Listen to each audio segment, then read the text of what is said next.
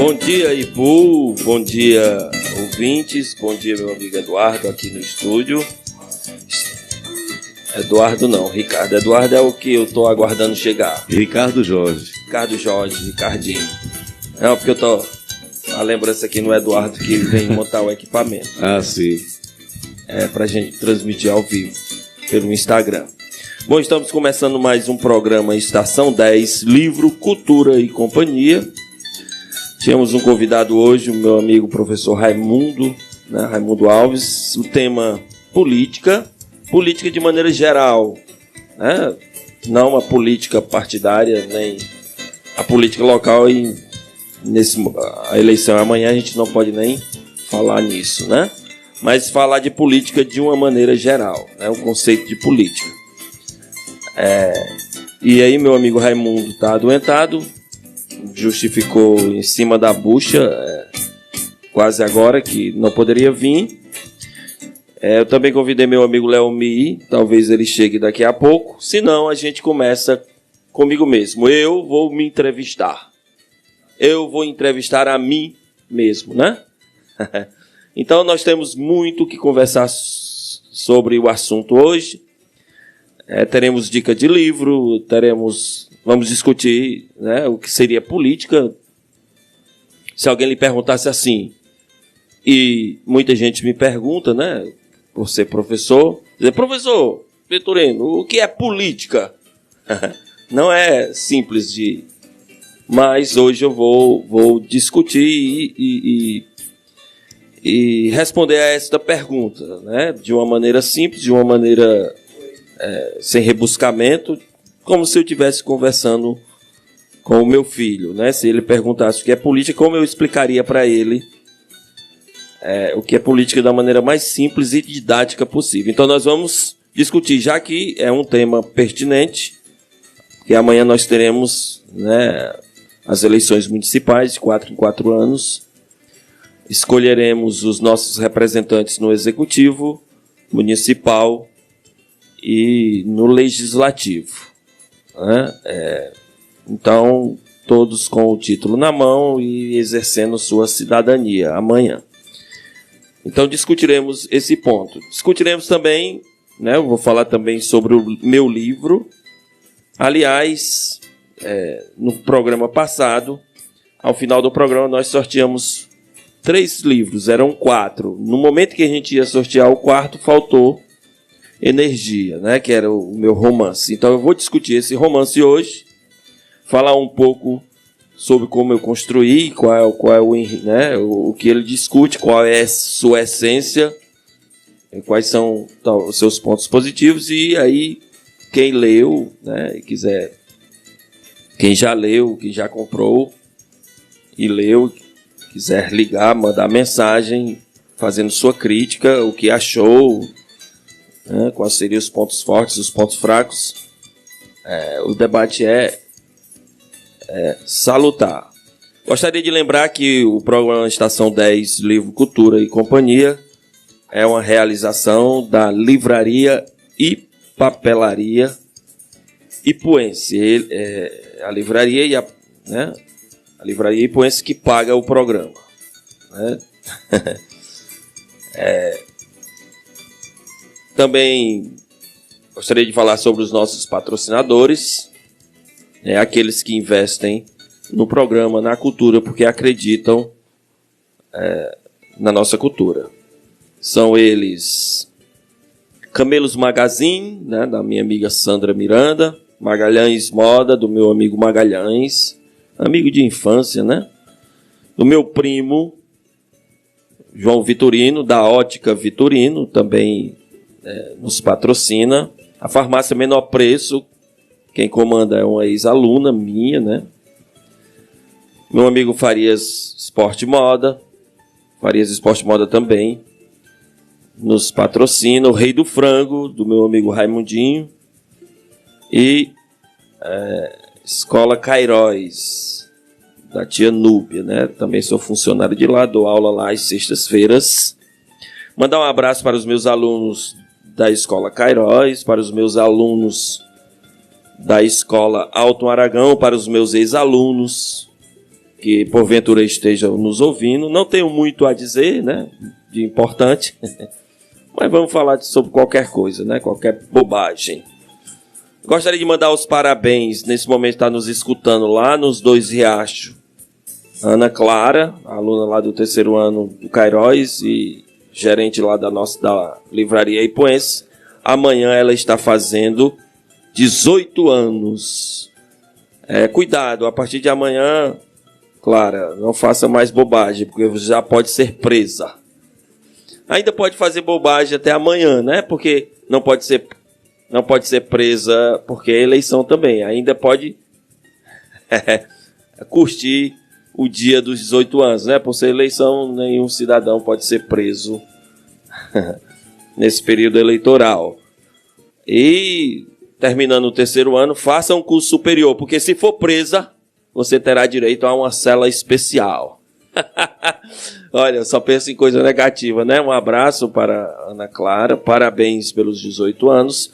Amanhã nós já podemos assinar sua carteira, né? Para pagar todos os direitos, né? Como funcionária da livraria Ipuense. Aí tem um ponto negativo. Como ela só estava trabalhando 3 dias na semana e de tarde, vai ter que trabalhar de manhã e de tarde, de segunda a sábado, para ter direito férias remuneradas, folga semanal, salário mínimo no mínimo, e mais todas as regalias, INSS, né? FGTS e o diabo. Mas vai ter que trabalhar mais, minha amiga. Não sei se vai ser vantagem, não. Parabéns para você, né? Os 18 anos. Lembro quando eu fiz 18 anos. É um momento... A gente não tem consciência, né? Rapaz, eu nem lembro mais. Tem muito tempo. Eu me lembro quando eu tinha 17 que fiz 18. Fiz 18 e fui para o Rio de Janeiro, né? No Rio de Janeiro trabalhei, estudei e voltei para a minha casa, que é a minha cidade de Ipu, que é ao mesmo tempo amada e maldita, né? Passei 12 anos trabalhando no Rio de Janeiro e não tinha um dia que eu não lembrasse da peste da minha cidade. Ela batia na minha porta, né? Com saudade, disse, um dia eu volto. Eu, 24 anos em Brasília, Antônio Vitorino. Tonho, você me conheceu como Tonho, colega de escola, Ricardo. E todos os dias eu lembrava, inclusive, as informações. Quando acontecia alguma coisa no Ipu, eu era um dos primeiros a saber lá em Brasília, acredita? Claro, porque mantém o contato. Eu me lembro que eu tinha esse discurso aos 17, que era um clichê na época, era o que meus amigos diziam, e eu reproduzia sem compreender o que dizia. Né? Um dia eu vou me embora desse buraco do mundo, né? Dessa cidade. Quando morando no Ipu, eu odiava o Ipu. Quando eu fui para o Rio, não passou muito tempo e eu não tinha um dia que eu não pensasse ou não sonhasse pensando em voltar. Quando a gente conhece outras realidades, você toma consciência de como era bom o seu lugar e você não sabia. Então, essa é uma idade mágica, né? Dos 17 para os 18, né? Temos muitos sonhos pequenos, né? Eu me lembro muitas vezes, uma vez um amigo meu perguntou e eu estou me lembrando agora, né? Não pensei nisso. Qual é o teu sonho? Eu dizia, ter um videocassete. Eu queria ter um videocassete que nem existe mais, para ver meu filme. Olha que tamanho de sonho pequeno, né? Tão pequeno. E hoje, se me perguntasse, eu não tenho mais sonhos, diria. Eu não escolheria nada material, né? Escolheria algo espiritual. Né? Mas naquele momento, como um garoto, como alguém seduzido pelo mundo capitalista, sonhando em enriquecer, achando que ser alguma coisa era você acumular, e com o tempo, com a vivência, a gente aprende que as melhores coisas são aquelas que a gente não pode medir com a régua, né? Mas é preciso viver. Um garoto aos 18 anos, ele vai querer um carro, ele vai querer uma moto, ele vai querer uma coisa material, porque é o que ele aprende desde criança, né? O mundo lhe ensina isso, né? A dizer que o sucesso é você conseguir algo material na vida. Então, com o tempo, com a vivência, você vai descobrindo que não é bem assim. Então, a cidade maldita, quando a gente está longe, ela se torna a cidade amada. E hoje eu não sinto mais saudade do Ipu. Por quê? Por que eu não sinto mais saudade do Ipu? Porque a saudade está na falta, você tem que estar distante. Você só sente falta e saudade de algo que está lhe faltando. Se eu estou aqui, eu não posso sentir saudade do Ipu. Eu sinto saudade do Rio de Janeiro, às vezes, mas não queria morar lá. E quando, quer dizer, a saudade pressupõe a distância, a ausência, né? Você só sente saudade daquilo que está distante. Então, muitas vezes você tem pessoas ao seu lado e às vezes você fica com raiva. Aí, com o tempo, você fica distante um pouquinho e sente a saudade, né? Então, para sentir saudade, para desejar, é preciso faltar, estar distante. Então, saudade, que é um sentimento, um afeto dos mais bonitos, né? Você sente saudade daquilo que lhe faz falta, né? Lhe faz falta. Bom, muito bem. Vamos já começar com o debate. Aos ouvintes, quem quiser deixar um alô, pedir para eu dar um alô, aí você entra no Instagram da livraria, né? Livraria.papelaria_ipuense, mas se você botar lá na busca, né? Papelaria Ipuense, Livraria Ipuense, vai aparecer lá um logotipo verdinho, você clica, você segue a livraria, e se você quiser, você pode participar do programa também, né? De repente, se tiver como a gente colocar ao vivo, a gente coloca também, para a gente discutir. E se você quiser fazer perguntas, se você quiser contestar o que quem está debatendo está falando, né, é muito bem-vindo. Eu sempre digo que você tende a aprender com quem pensa diferente de você do que com quem pensa de acordo com as suas ideias. Quem pensa de acordo com as minhas ideias não me ensina absolutamente nada. O que ela vai me dizer é o que eu já penso. Mas muitas vezes a gente acha que tem a verdade, né?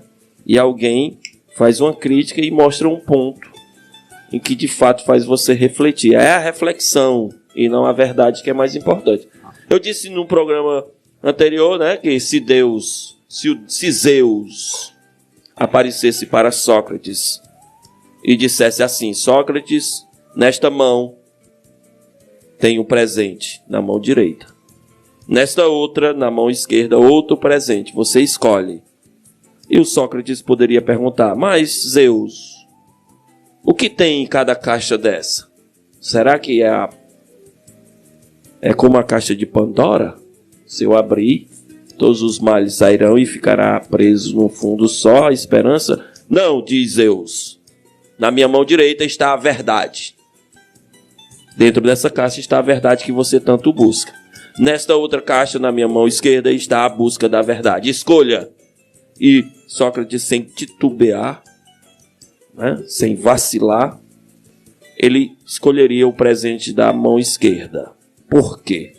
Porque a busca do Sócrates pela verdade é a busca da felicidade. É aquilo que lhe mantém vivo, né? Uma pessoa que vive sem nenhum ideal, né, sem buscar um sentido, é alguém que está no mundo sem sentido. Há pessoas que escolhem Deus, né, como sentido para a vida, e isso é muito bonito. Há pessoas que escolhem o conhecimento como sentido para a vida, e todas as pessoas escolhem o seu caminho. E todas elas são válidas, porque aquilo que você busca é o que faz sentido para você. Se você viver uma vida sem busca, é porque você está perto de morrer. E por que Sócrates não escolheria a verdade se essa é a sua busca? Porque ele escolher a verdade seria morrer. Se eu já encontrei a verdade, eu não busco mais nada. Não haverá mais sentido. Então, o que importa não é a verdade, viu, meu amigo Ricardo? O que importa é a busca. A essência da vida não está nem no início, nem no final. Ela está no percurso. Eu fico pensando às vezes, eu vou dizer uma coisa que acabei de passar pela minha cabeça quando eu estacionei o carro ali para vir para a rádio. Estacionei num lugar que eu nunca tinha prestado atenção, na calçada. Ali em frente, não sei o que, do Detran ali, tem uma calçada imensa, mais alta do que o carro. Nossa, eu nunca prestei atenção. É porque a maioria de nós, quando pega a moto e senta sobre a moto, quer chegar logo no lugar. Então, tudo que passa, você não se interessa. Por isso que muitos correm e de repente encontram um poste na frente e o cemitério é o seu lugar. Seu corpo vai ser colocado dentro de um caixão, pessoas irão chorar e rezar, e lá quando enterrado, o rola bosta. Aquele besourão que fica lá vai comer suas carnes. Mas veja, aprenda a ver o que está no percurso. Não é sobre quando você pegar a moto, que subir e querer chegar a um lugar, vá devagar, vá olhando a paisagem. Aproveite o sinal fechado. Se for no carro, aproveite a música tocando. Veja, observe, porque eis a essência. A essência não está nem no ponto de partida, é o que eu acredito. Você pode discordar. Nem no ponto de chegada, ele está no percurso. Né? No ponto de partida, nós somos muito jovens e não compreendemos o mundo porque não temos maturidade. No final da vida, próximo à morte, toda a esperança acabou. A chance que você tem está no percurso. Esqueça que vai morrer, esqueça que foi criança. Viva, isso Ricardo, isso é como eu diria, é uma sugestão, né? Se você for pensar na morte, se você for pensar na vida após a morte, se você ficar pensando que pode ir para o inferno, para o céu, que vai morrer, sua vida vai ser um inferno aqui mesmo. Então esqueça tudo isso e viva apesar disso, né? Se você partir do pressuposto que só existe o presente, né? O hoje é, o ontem foi, não é mais, passou. O amanhã será, ainda não chegou. É incerto, né? Se você ficar pensando demais no passado, você vive na nostalgia. Se você ficar pensando muito no futuro, você vive só na esperança. Esquece o hoje, que é a única temporalidade que existe, né? O presente está na nossa mente, o passado também. Aliás, o futuro está na nossa mente, o passado também. O hoje é agora, nesse momento. Vamos aproveitar. É por isso que eu aproveito esse programa. E antes da gente ir para o nosso tema, né, falar sobre política, que eu vou começar, né, eu perguntando para mim mesmo. Né, eu, entrevistador, olho para mim no espelho aqui, que eu estou olhando. É mentira, não tem espelho aqui. Mas tem na minha imaginação. E eu, de um lado, pergunto, Vitorino, professor Vitorino, o que é política? Aí eu mudo o foco e vou para o outro lado e respondo. E vou dizer o que é político, o que eu acredito que é política, baseado nos estudos, né? Eu vou falar de alguns teóricos e tudo. E, claro, vou falar de uma maneira genérica, né? Sem discutir política local, não cabe. Discutir o que eu acho da política, como ela está sendo feita, a política partidária, no caso. Né? Quando a gente fala política, é um assunto, é um tema da filosofia. Né? Aí você pode pegar o que os filósofos pensaram sobre política. Vamos chamar uma música de qualidade, segundo o meu referencial. Enquanto você manda aí um alô, alguma coisa, né? Faz perguntas. E aí nós voltamos para o tema do programa de hoje. Um abraço a todos, vamos ouvir uma bela música. Muito bem, estamos de volta com o programa Estação 10, Livro, Cultura e Companhia. O entrevistado de hoje é o professor Vitorino e quem fala também é o professor Vitorino. Na verdade, o meu convidado Raimundo não veio, né? O Raimundo está um pouco adoentado. Raimundo Alves, professor, né? A gente ia bater um papo, fazer um debate aqui sobre o que é política, né? Lembrando que ele pesquisa o assunto, a política, coronelismo, né? Século XIX, século XX. Mas então eu serei um entrevistado de mim mesmo. Lembrando que o programa é um oferecimento, né? Patrocínio da Livraria e Papelaria Ipuense. Pense num ambiente gostoso, né? Com acervo gigantesco. Mas não está do jeito ainda que é para ser não, viu? Essa semana teremos lá ar-condicionado, né?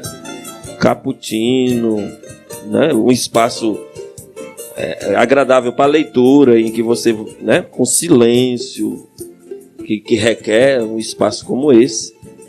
Visite lá, você não precisa comprar absolutamente nada. A livraria é do povo ipuense e é uma forma de seu proprietário investir na cultura. né? Um entusiasta do livro, um entusiasta do conhecimento, do saber. Pois muito bem, estamos diante, né, nas vésperas de uma eleição, mais uma eleição municipal, né, desde que nos tornamos um país democrático, desde a redemocratização, 1988, né, com a Constituição de 88, né, que saímos de uma ditadura não muito legal, em que, né, o pensamento era cerceado, que havia perseguição dos opositores, censura dos meios de comunicação, e embora os defensores daquele regime, né, ditatorial, que se instalou em 64 e terminou em 85, os defensores desse sistema insistem em dizer que ali havia democracia. Bom, eu não sei que referencial é esse, né?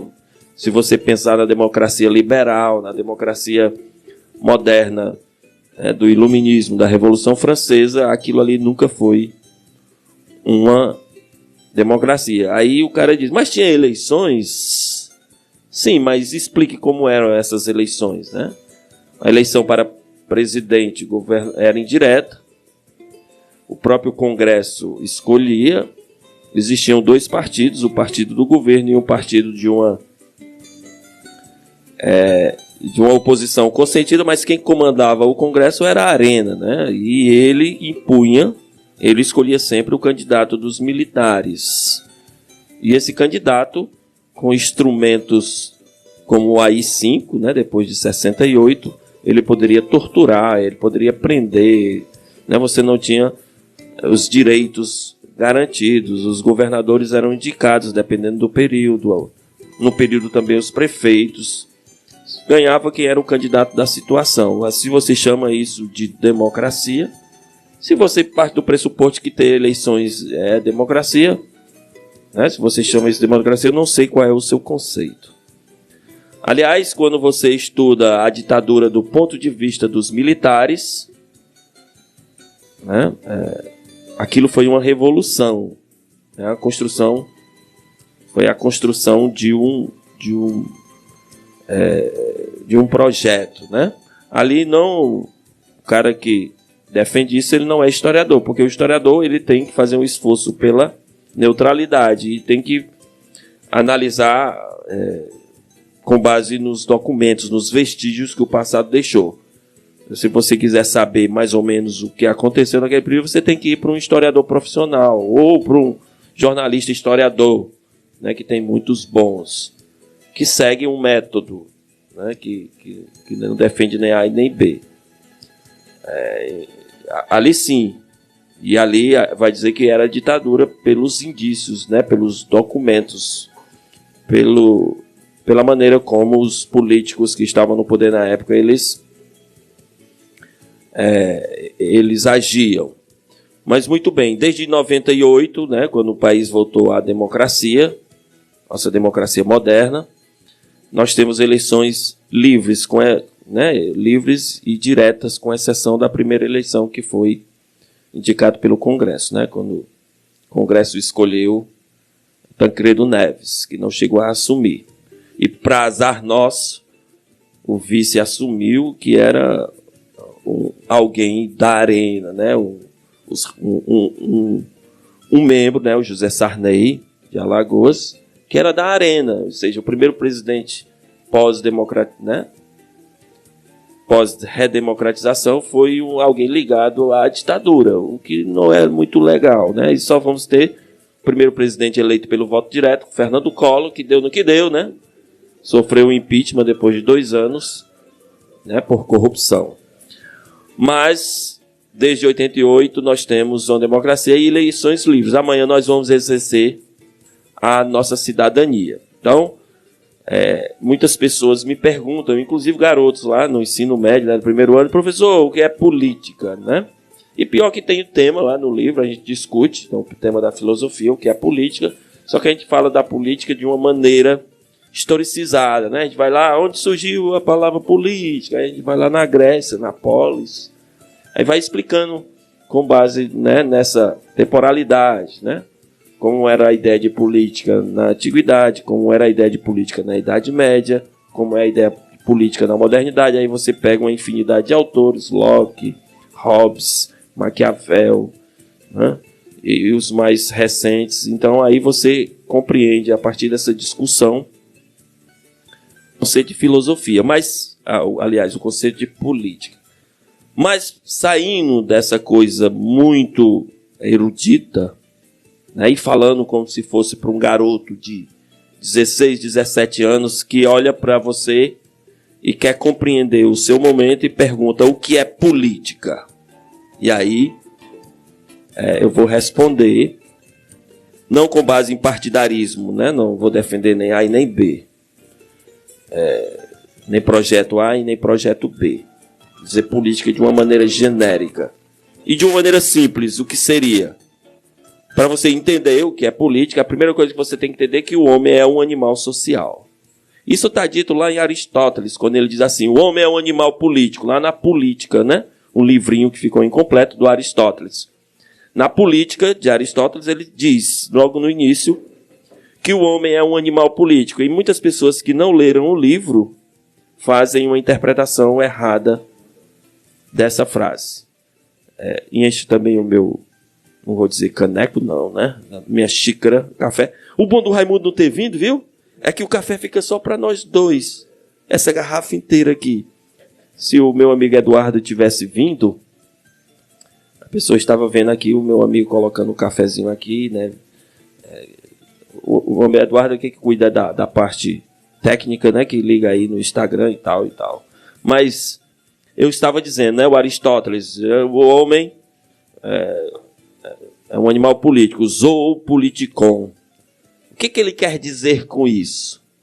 Ele quer dizer que o homem vive em sociedade. O que ele está querendo dizer assim, desde que o homem nasceu, sempre existiu a cidade. A cidade é atemporal. É como se ele dissesse assim, a cidade não é uma invenção humana. Já existia a cidade quando o homem apareceu. A cidade é natural. E cidade na Grécia recebe o nome de polis. Polis. Então o homem, o ser humano, ele vive desde sempre na polis. É isso que quer dizer o animal político. Não quer dizer que é o cara que vai aí defender A e B, porque isso aí, às vezes, é partidarismo ou politicagem.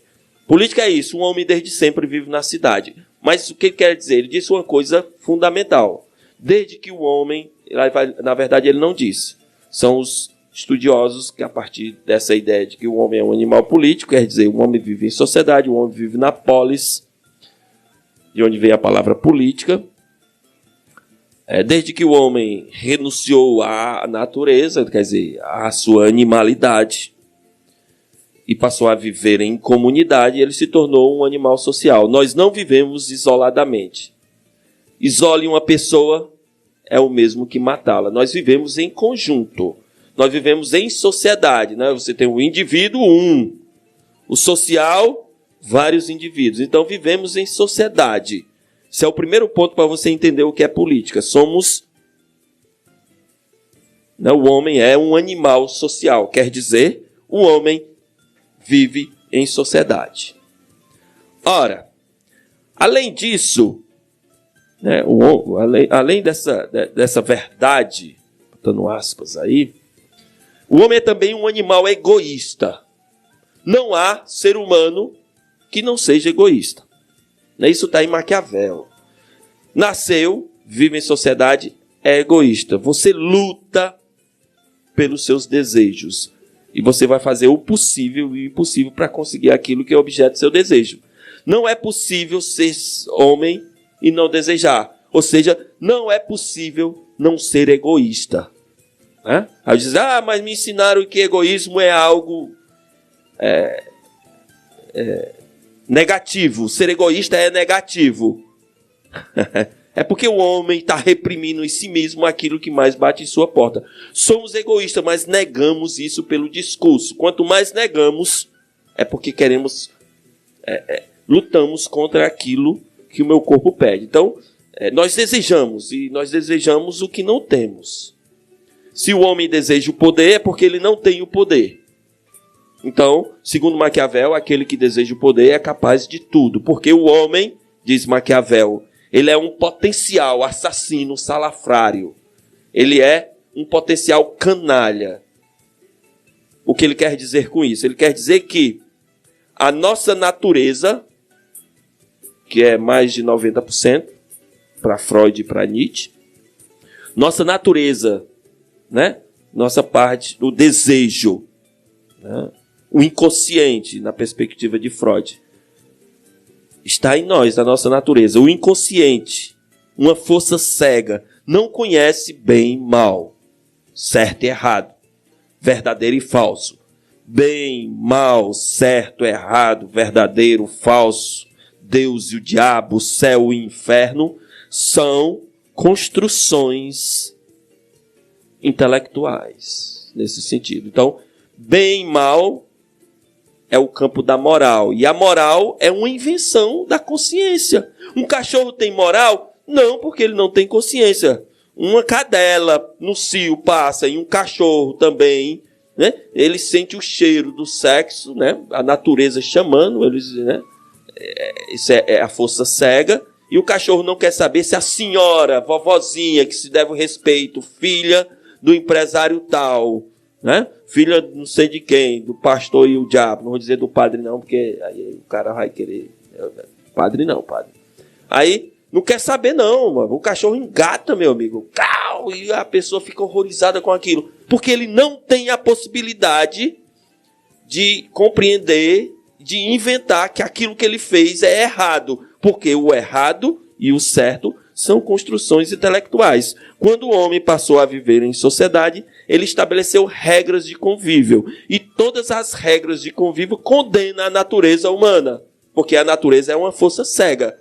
Nós temos instinto, né? Nós não dizemos que o homem está no cio, nós dizemos que o homem está na libido. A libido é um nome bonito para nos diferenciar dos animais que não têm razão. Você diz, um cachorro não tem inteligência? Tem, mas a inteligência dele tem um limite.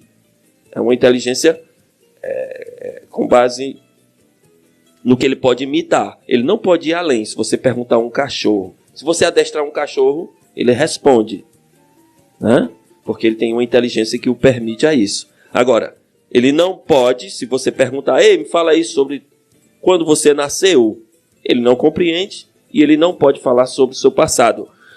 Por exemplo, nós homens, a história, a ciência, a religião, o conhecimento, a linguagem falada, a linguagem escrita, tudo é resultado da consciência. Ou seja, se a gente não tivesse ultrapassado a linha da inteligência do animal, né, do animal comum, nós seríamos como os outros animais. Né? Por quê? Porque a gente não criaria regras. Nós não teríamos a possibilidade de dizer o que é certo e errado, o que é bem e mal, o que é verdadeiro e falso. Então, a moral é uma construção da sociedade. E por quê? Aí eu entro, mas professor, eu não estou entendendo onde você quer chegar. Que onde entra a política aí? Ora, isso é a política. Por que existe a política? A política existe para que você não se mate.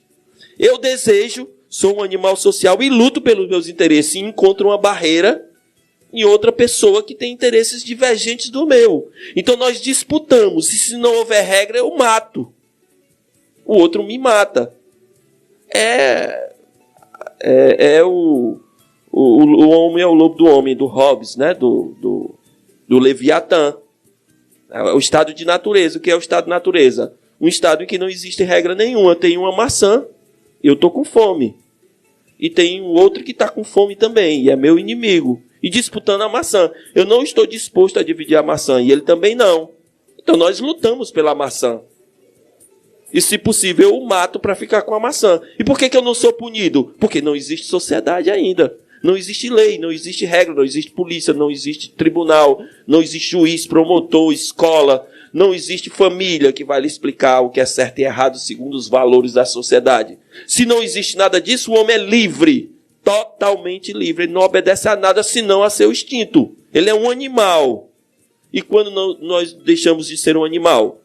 Quando a gente resolveu viver em convívio, para que eu não me mate, para que ninguém me mate, para que eu tenha o direito à vida, nós nos reunimos e confabulamos. Fazemos um acordo, o que os contratualistas chamam, né? Locke, Hobbes, Rousseau e o diabo, chamam de contrato social. A política nasceu com a sociedade. Tudo nasceu com a sociedade. Quando resolvemos renunciar à nossa natureza, criamos regras de convívio. Aí alguém ensinou, né? Nós escolhemos assim, nos reunimos numa sala e disse, olha, pessoa, alguém disse assim, olha, pessoal, nos reunimos aqui para o seguinte, está percebendo que nossa vida é brutal? Né? Nós disputamos tudo, nos matamos, não tem regra de nada, né? Vivemos como bestas feras e não temos a vida garantida. Qualquer pessoa pode me matar porque disputa comigo a fêmea, disputa a comida, disputa a casa, disputa o lago. Ora, e por que não? A gente escolhe dentre nós uma pessoa ou um grupo de pessoas que vamos chamar de governo e delegamos ela o poder. E ela estabelece as regras.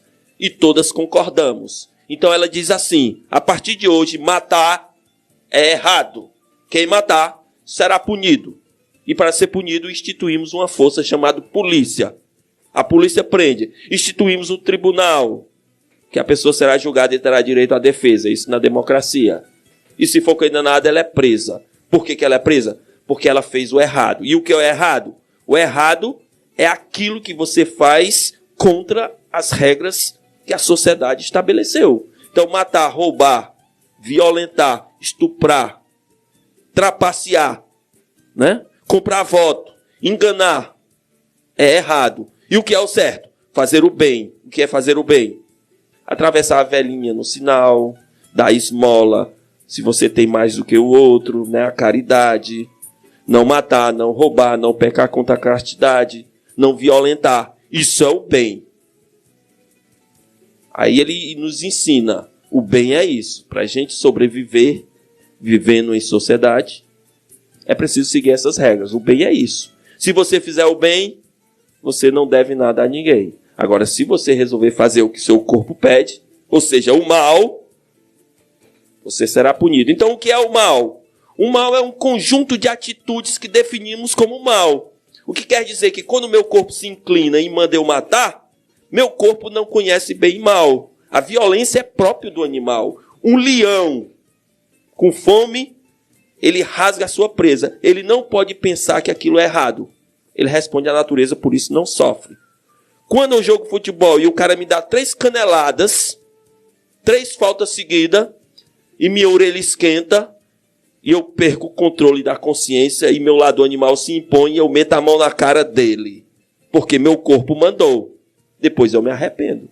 Por quê? Porque me ensinaram na escola, na família, nas instituições, na igreja, meus amigos, todos me ensinaram que bater no outro é o mal. Mas minha natureza não conhece isso. Minha natureza manda. O que nos diferencia dos outros animais? É a possibilidade de dizer não ao desejo, ao irracional. Nós podemos viver na contramão do que seu meu corpo pede. É por isso que não somos animais. Viu? Um leão é inocente. Um leão mata a sua presa e não sabe que fez errado. Né? Nós inventamos que matar é errado. E matamos. Por que somos cruéis? Porque torturamos. Não todo mundo, né?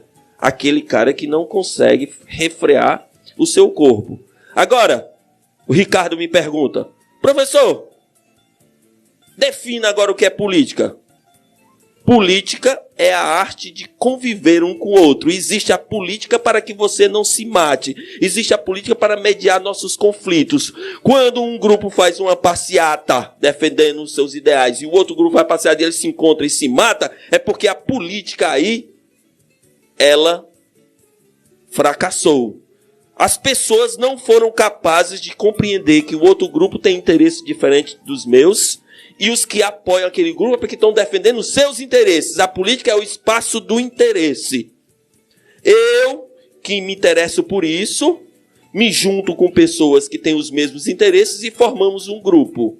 Definimos o que queremos. E apoiamos o candidato cujo projeto está de acordo com meus interesses. Você que não vota em candidato A porque diz que é corrupto, vota no seu candidato corrupto.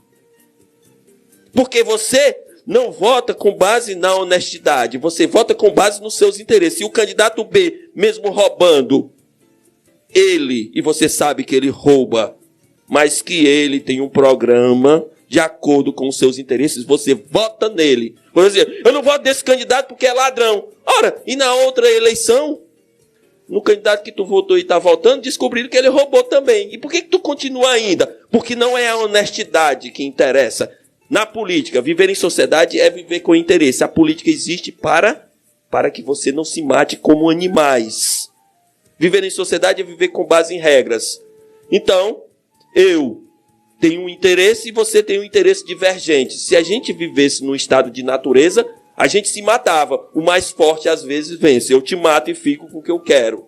Mas como vivemos em sociedade, logo temos regras, eu tenho um interesse divergente do seu. Apertemos as mãos e discutimos. Eu não vou votar no seu candidato, eu não vou votar em você, porque você não...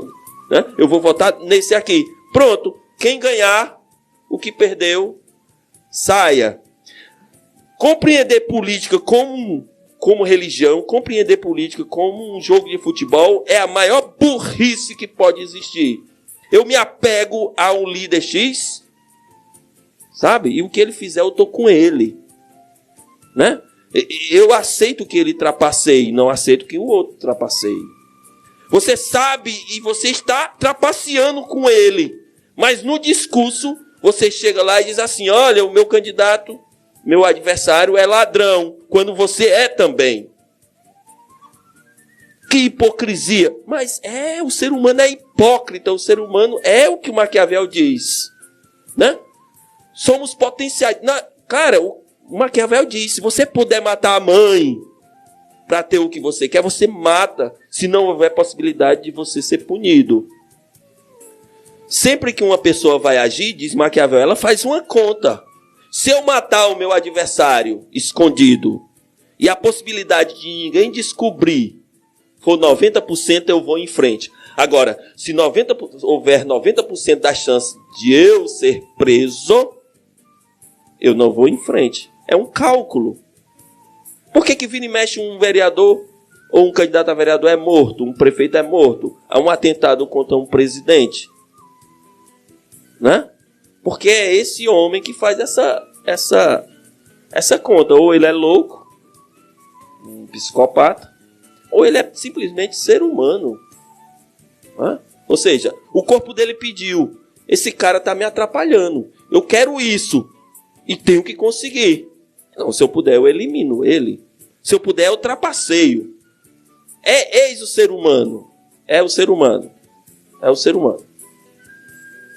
Agora, claro que há pessoas que têm os valores. Né? E esses valores, viver em sociedade é responder a valores. Então, se uma pessoa definiu a honestidade como princípio, ela vai ter que lutar muito contra seu corpo, porque seu corpo vai estar querendo sempre trapacear. E você vai sempre dizer não. Né? E aí, essa questão, né? Então, política é a arte de conviver. Política é a arte de defender os interesses. Política é a arte de negociar. A política existe para que a gente não viva no campo de guerra. Quando há guerra, como está acontecendo em Israel, atacando o Líbano, já atacou, né? Lá o território palestino, o Irã já está entrando na parada, é porque a política ali falhou.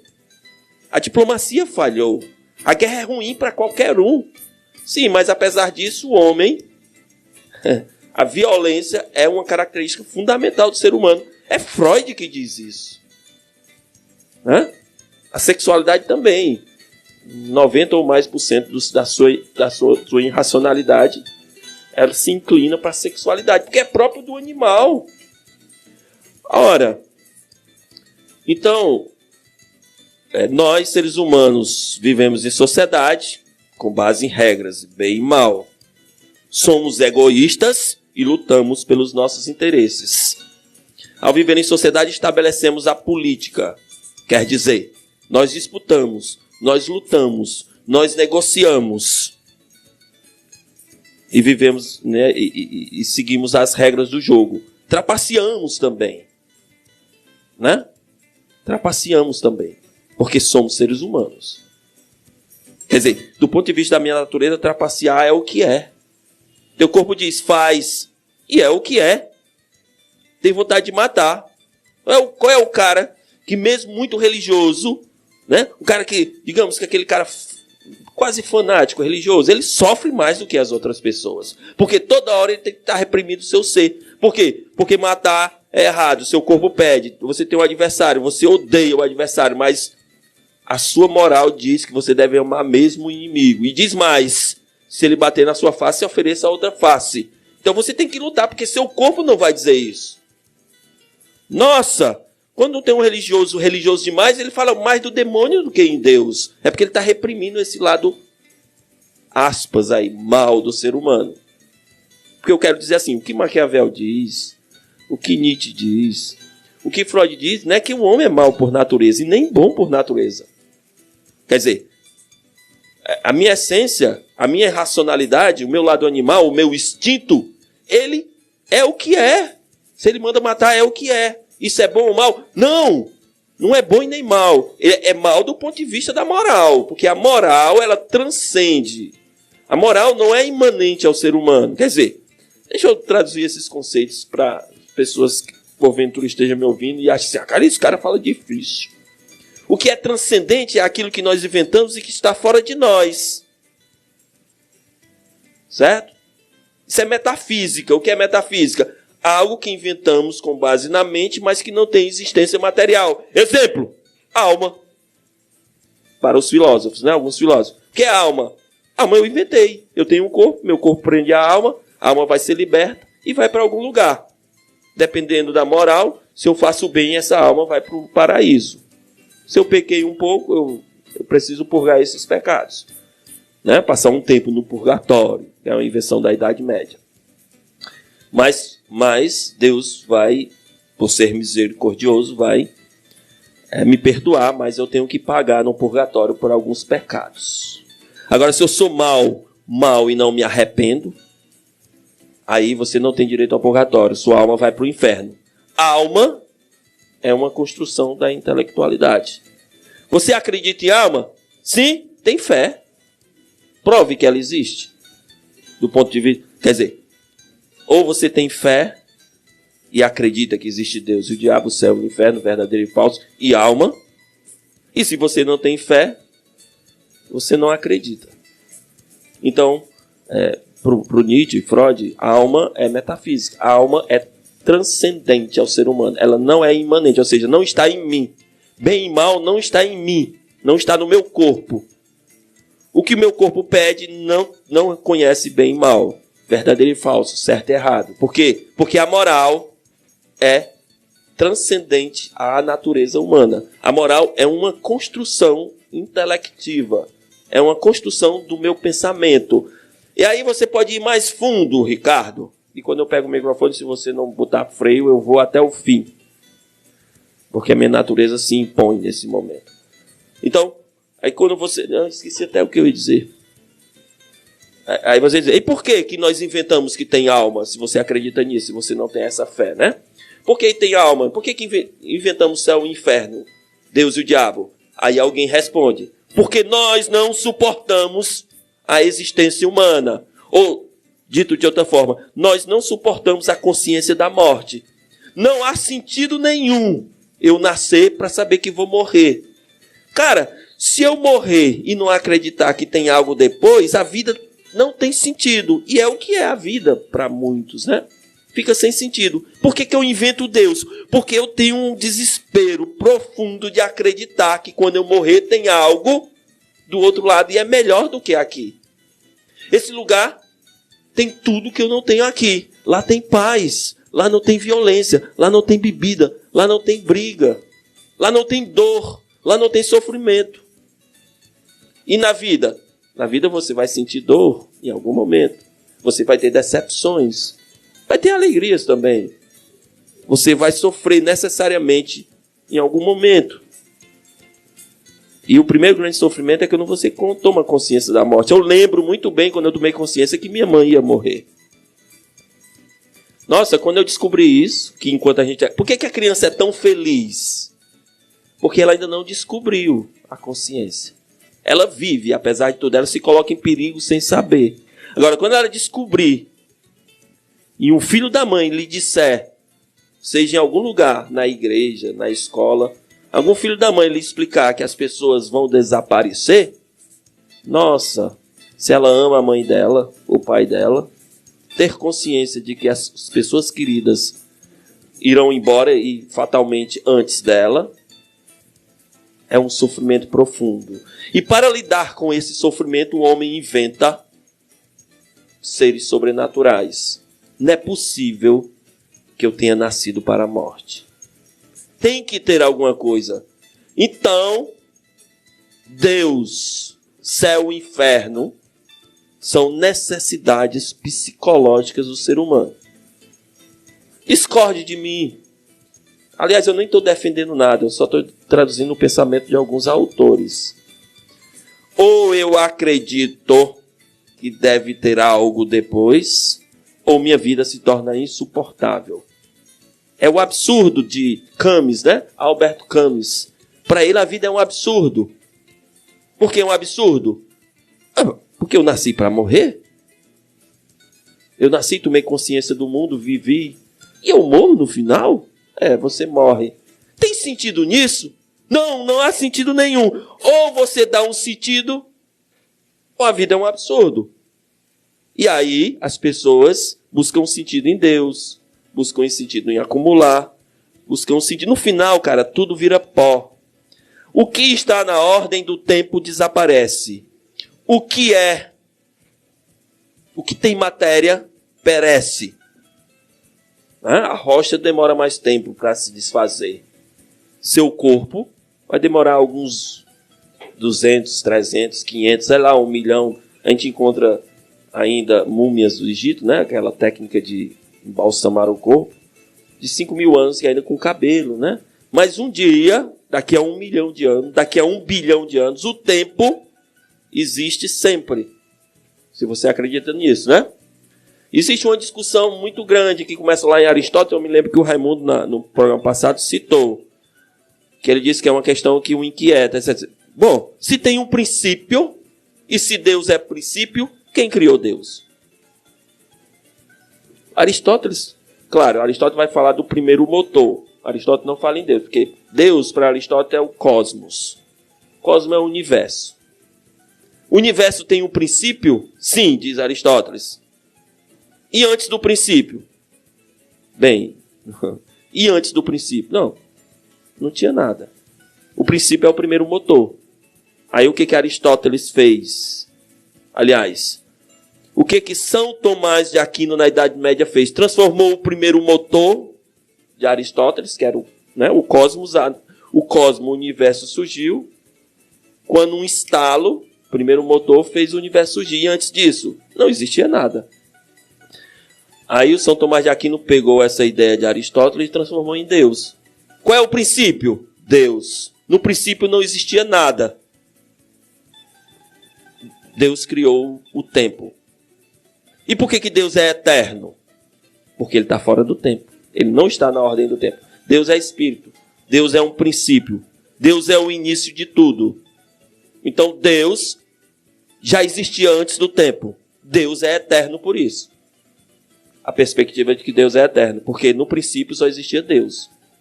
E no princípio do tempo, Deus fez o tempo. E aí tudo que existe. E tudo que está na ordem do tempo, perece. Tudo que tem matéria, perece. Lembra do Cronos, da mitologia grega? O Cronos engole seus próprios filhos. Por que ele engolia seus filhos? Porque a mãe dele disse que como ele tomou o poder do pai, castrou o próprio pai, um filho dele iria tomar o lugar dele. E para que isso não acontecesse, porque essa é a ordem do tempo, o filho toma o lugar do pai sempre. Então o Cronos, quando os filhos nasciam, que ele era um gigante, né, um titã, ele engolia os filhos vivos. Esse é o tempo. O tempo engole seus próprios filhos. Não importa o que você faça agora, seu cara pálida, seu bosta. O que importa é que você vai morrer. Você vai ser engolido com o tempo, como tudo que existe é engolido pelo tempo. Isso é física. E a alma? A alma é eterna. Não está na ordem do tempo. É metafísica. O que quer dizer? Está fora do tempo. Para o Freud, para o Nietzsche, são construções intelectuais. Deus é uma necessidade psicológica. Para lutar contra as minhas dores, minhas angústias, sofrimento, para lutar contra a consciência da morte, eu preciso me apegar a algo. Deus. E para o cara que não acredita em Deus, uns se apegam à arte, era o que Nietzsche fazia. Outros ao conhecimento. É preciso dar um sentido à vida, porque dessa perspectiva, a vida é um absurdo, não tem sentido nenhum. Ou você dá um sentido a ela, ou fica insuportável. E é por isso que algumas pessoas tiram a própria vida. E a maioria das pessoas tem no suicídio algo negativo. Esses caras dizem não. O que seria o suicídio? É a busca desesperada de uma pessoa de pôr fim a um sofrimento insuportável. O suicídio se torna um remédio. Deus nos livre de chegar a esse ponto. Precisar tirar a própria vida para matar a dor. Somos humanos, demasiado humanos, meus amigos.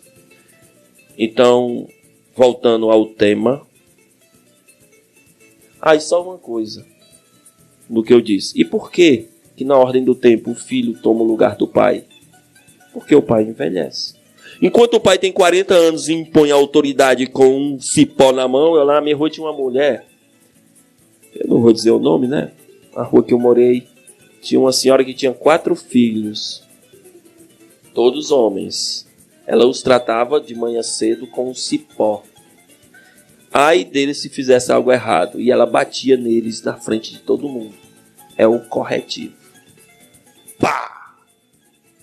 Quando ela envelheceu e ficou numa cama, se os filhos se revoltassem contra ela, eles a estrangulavam.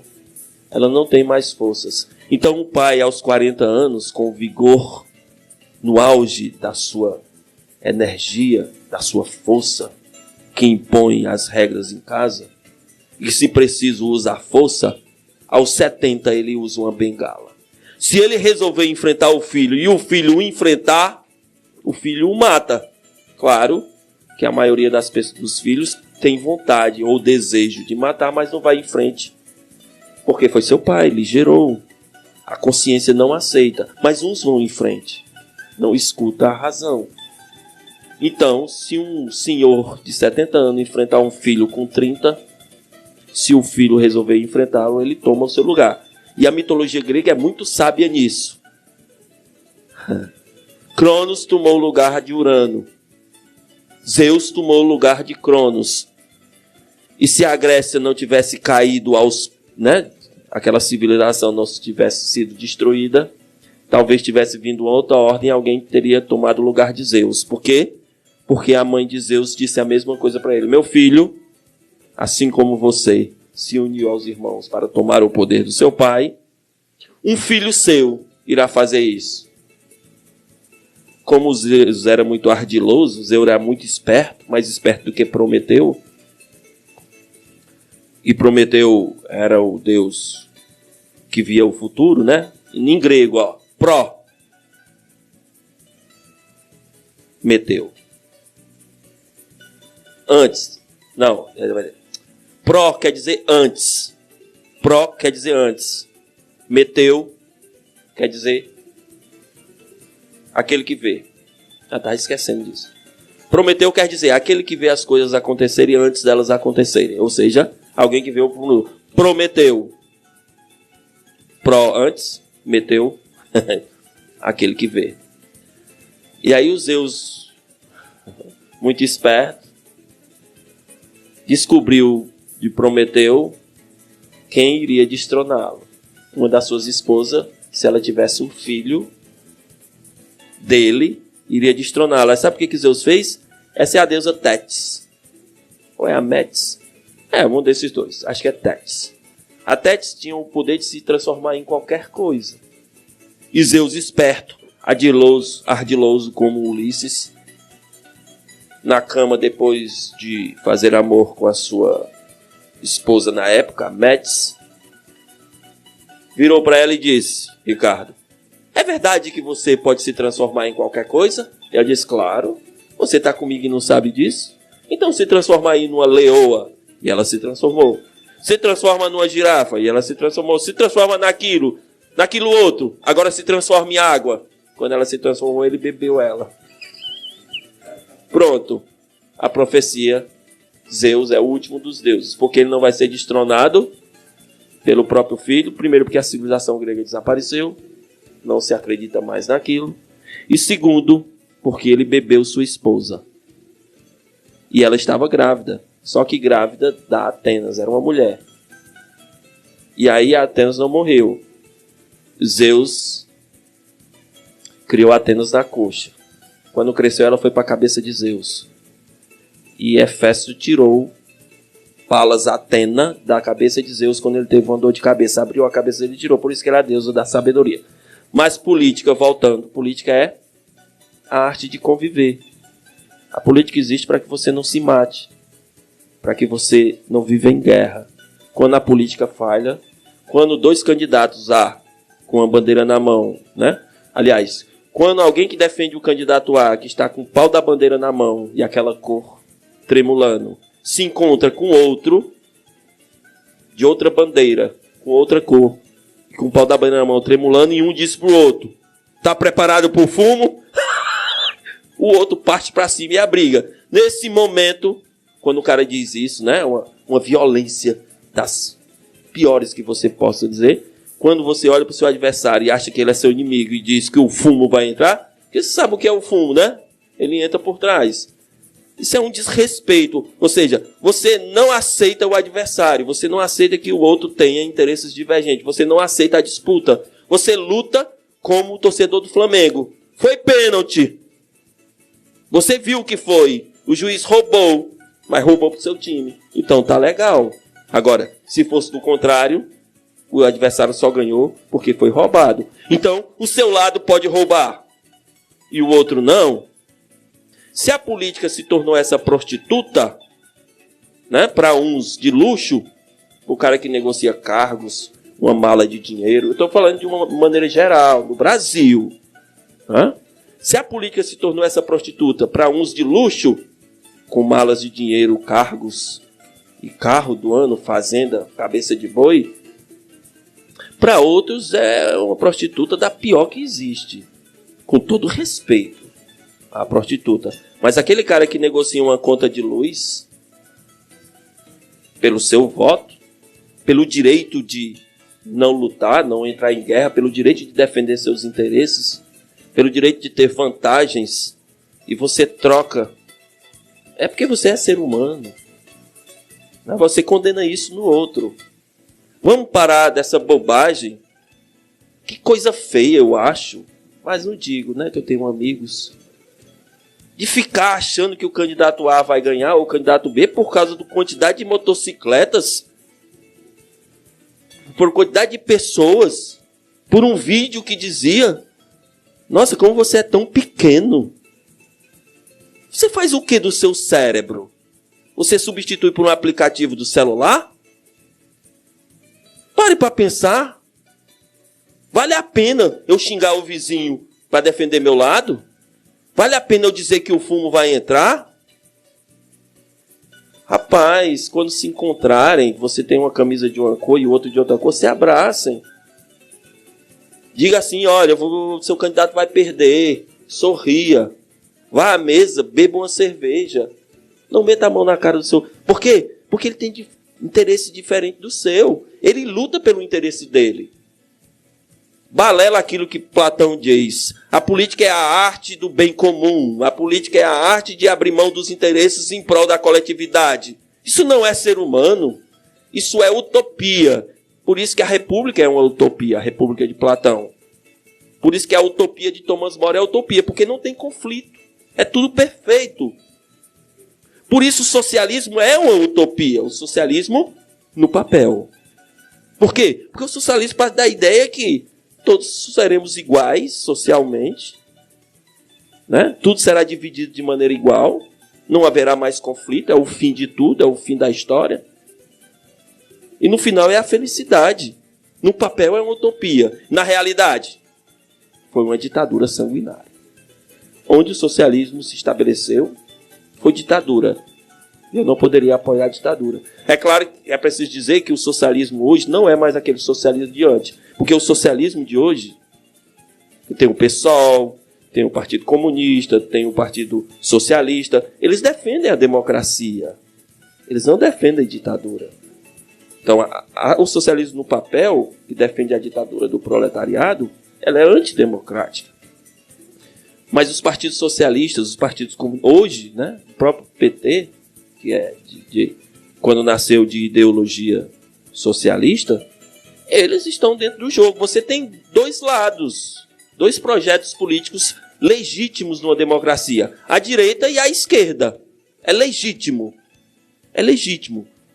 A esquerda defende a democracia, as liberdades, defende a honestidade, as regras. A direita também. Só que tem projetos diferentes. O projeto econômico do PT é um. O projeto, quer dizer, da esquerda. O projeto da esquerda econômico é um. O projeto da direita é outro. E são válidos. Quando você aponta o dedo, o da direita, e diz, né? Você defende socialismo, você é um... Né? Defende ditadura. Ele está confundindo esquerda com extrema esquerda. Quando o cara da esquerda aponta para o cara da direita e diz assim, olha, você defende fascismo, ditadura também. Ele está confundindo direita com extrema direita. A extrema esquerda e a extrema direita, eles embora tenham projetos divergentes, eles se encontram na curva. Todos defendem ditadura. Então é legítimo um projeto e outro. Né? Agora, quando as pessoas ficam brigando por isso, elas perdem um pouco a sua racionalidade. Porque eis o que é o ser humano, né? Um animal controlado. Bom, muito bem. Vamos dar um espaço para música, né? Para tomar um café. Meu café já esfriou. Mandar um abraço aqui que deve estar me ouvindo lá nos Dois Riachos, o seu Eliezer, sentado na sua cadeirinha de tiras, se balançando e dizendo assim... Que babaca esse cara falando tudo isso. Ou ele está refletindo muito, discordando, né, e dizendo assim, até que ele se saiu bem, mas eu não concordo com absolutamente nada do que ele disse. Isso é viver numa democracia. Isso é o que o Voltaire dizia, né? Eu não concordo com uma só palavra do que você diz, mas você tem o direito de dizê-la. Eu não concordo com uma só coisa que você fala, mas eu vou lutar até a morte para que você tenha o direito de discordar de mim. Isso é uma posição intransigentemente em defesa da democracia. É o que eu defendo. Tá? Então, meu amigo, se você está me ouvindo e concorda, não diga para o seu colega que tem opção diferente que o fumo vai entrar. Nossa, isso é de uma violência sexual tremenda. E os caras brigam não só porque são inimigos políticos, mas porque é uma falta de respeito você olhar para o seu semelhante. O fumo. Cara, outra coisa também que eu não concordo. O candidato que ganhar, pode ter certeza que são os próprios defensores, né? Os próprios eleitores. Vão estar na rua.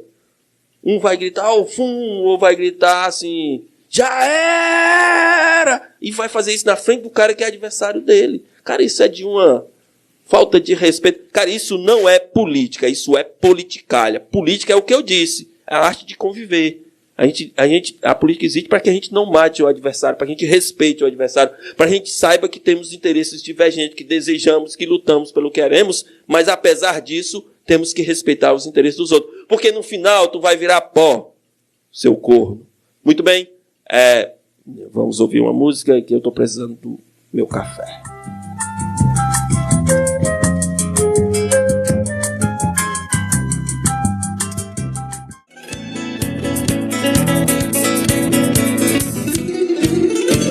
Muito bem, depois daquele texto falado, né? Voltamos aqui, né? Você está escutando o programa Estação 10, Livro, Cultura e Companhia. O programa é patrocinado pela Livraria e Papelaria Ipuense, que fica na Rua Espírito Santo, 55, pertinho ali do destacamento do raio, né? Da PM ali, pertinho do corte. Sim, o Ipu agora tem uma livraria de responsa, né? Vá lá conhecer, se você ainda não conhece. Vá ler um livro lá. Fuja um pouquinho desse seu mundo, né? Faça algo que, né? Algo próprio da nossa intelectualidade, né? Se existe um intelecto é porque é para ser usado, né? Muito bem. Também são nossos patrocinadores, aqueles que anunciam aqui. Camelos Magazines, a Sandra Miranda, Magalhães Moda, Ótica Vitorino, Farmácia Menor Preço, Farias Esporte e Moda, Rei do Frango, Cairóis, né, e a própria livraria que eu já disse, não é? Bom, chegamos no momento da dica de leitura. Como eu estou... Ricardo, tem alguma dica de leitura, Ricardo? Não, né? Então estou devendo há 2 semanas uma dica de leitura que eu vou deixar para o final. E para o final também o sorteio do livro da semana passada, né? Na hora que eu ia sortear o Máscara Trágica, que é a dica de livro de hoje, que é um romance que se passa no Ipu, eu vou sortear com as pessoas que responderam a pergunta semana passada. Como não temos convidados aqui, essa semana eu não vou, hoje eu não vou sortear livros. Semana que vem eu trago alguns livros doados pela livraria para a gente sortear. Então a minha dica de livro hoje, né, é o livro meu, né, que eu escrevi, lançado em 2003, ano passado, em agosto, Máscara Trágica. Né? Acho que o pessoal já viu, talvez quem esteja me escutando já tenha visto pelas redes sociais. Essa semana eu vendi algumas pessoas pediram autógrafo, tem vendido bastante, eu já estou com medo que ele acabe, mas aí eu já faço uma outra tiragem, né? Sai até mais barato porque eu não preciso mais pagar o trabalho de edição. Cafezinho bom. Máscara Trágica, que é o meu primeiro romance, é o primeiro de muitos, né? Eu diria que eu posso defini-lo primeiro como romance histórico. Ele se passa no Ipu do início do século XX, né? A maior parte da história se passa no ano de 1920. Então tem o cenário da cidade e todo o contexto ele é um contexto baseado em pesquisas originais, né, no meu trabalho de historiador. No entanto, por ser um romance, esse contexto está atenuado, né? Ele não aparece como nos meus livros de história. Ele está embutido no enredo, né? Quando alguém passa, tem uma cena na estação, né? Aí você conhece a estação mais pela cena, né? Não é um livro de história.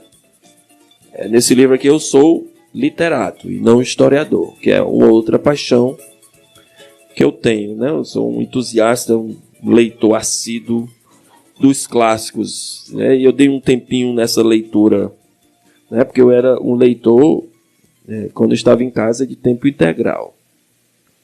Então eu li, né, de literatura dos clássicos uma boa quantidade, né? Por exemplo, Émile Zola, eu li mais de 20 romances, né? Século XIX é minha praia, né? É um período que eu gosto.